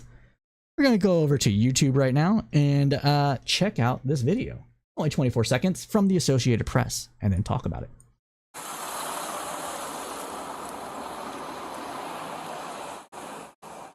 Good. Whoa, the fuck? Holy shit. 1050 rollover. Present second EMS and mid roll. What the fuck? I want to see that again. That's fucked. Like as soon as you see the camera focus in on this, you know somebody's about to take that ramp like a GTA video game. Holy crap. Good. Here it comes. Oh, did it hit the other car too? Oh my god. Jesus Christ. That is scary, dude. So, shocked motorists and law enforcement watched in horror as a Nissan Altima was launched 120 feet down the highway. After landing upside down, the Nissan was struck another car and then tumbled end over end before coming to rest 23 feet down the roadway, the report said.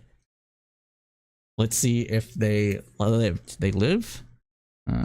The driver was a 21-year-old woman from Florida, report says. She was taken to South Georgia Medical Center with serious injuries, Georgia State Patrol spokesman Courtney Floyd said on Wednesday.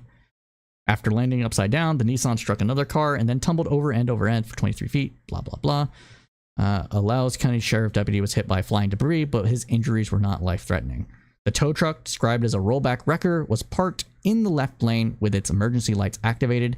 The accident, report said. Authorities had been on the scene responding to an earlier accident. End quote. So it appears that the woman did not die, and the other car doesn't say here in the Associated Press article that the other driver is dead. So, wow. Seemed like everybody lived. But with that, my friends, I am sad to say we are out of time.